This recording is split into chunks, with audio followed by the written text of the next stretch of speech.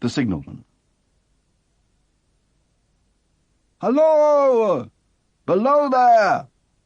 When he heard a voice thus calling to him, he was standing at the door of his box with a flag in his hand, furled round its short pole. One would have thought, considering the nature of the ground, that he could not have doubted from what quarter the voice came. But instead of looking up to where I stood on the top of the steep cutting nearly over his head, he turned about and looked down the line. There was something remarkable in his manner of doing so, though I could not have said for my life what. But I know it was remarkable enough to attract my notice, even though his figure was foreshortened and shadowed down into the deep trench, and mine was high above him, so steeped in the glow of an angry sunset that I had shaded my eyes with my hand before I saw him at all. "Hallo! Below there!" From looking down the line, he turned himself about again, and raising his eyes, saw my figure high above him. "Is there any path by which I can come down and speak to you?"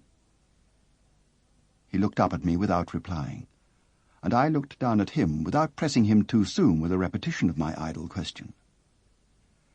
Just then there came a vague vibration in the earth and air, quickly changing into a violent pulsation and an oncoming rush that caused me to start back, as though it had force to draw me down. When such vapour as rose to my height from this rapid train had passed me, and was skimming away over the landscape, I looked down again, and saw him refurling the flag he'd shown while the train went by. I repeated my inquiry. After a pause, during which he seemed to regard me with fixed attention, he motioned with his rolled-up flag towards a point on my level, some 200 or 300 yards distant. I called down to him, "All right!" and made for that point.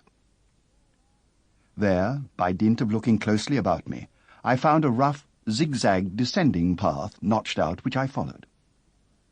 The cutting was extremely deep and unusually precipitate. It was made through a clammy stone that became oozier and wetter as I went down. For these reasons I found the way long enough to give me time to recall a singular aid of reluctance or compulsion with which he'd pointed out the path. When I came down low enough upon the zigzag descent to see him again, I saw he was standing between the rails on the way by which the train had lately passed, in an attitude as if he were waiting for me to appear. He had his left hand at his chin, and that left elbow rested on his right hand, crossed over his breast. His attitude was one of such expectation and watchfulness that I stopped a moment, wondering at it. I resumed my downward way, and stepping out upon the level of the railroad, and drawing nearer to him, saw that he was a dark, sallow man, with a dark beard and rather heavy eyebrows. His post was in as solitary and dismal a place as ever I saw. On either side, a dripping wet wall of jagged stone, excluding all view but a strip of sky. The perspective, one way, only a crooked prolongation of this great dungeon.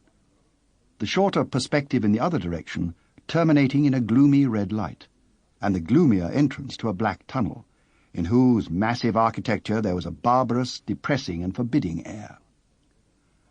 So little sunlight ever found its way to this spot that it had an earthy, deadly smell, and so much cold wind rushed through it that it struck chill to me, as if I'd left the natural world. Before he stirred, I was near enough to him to have touched him. Not even then removing his eyes from mine, he stepped back one step and lifted his hand. This was a lonesome post to occupy, I said, and it had riveted my attention when I looked down from up yonder. A visitor was a rarity, I should suppose. Not an unwelcome rarity, I hoped. In me he merely saw a man who had been shut up within narrow limits all his life, and who, being at last set free, had a newly awakened interest in these great works. To such purpose I spoke to him. But I am far from sure of the terms I used, for, besides that I am not happy in opening any conversation, there was something in the man that daunted me. He directed a most curious look towards the red light near the tunnel's mouth, and looked all about it as if something were missing from it, and then looked at me. That light was part of his charge, was it not?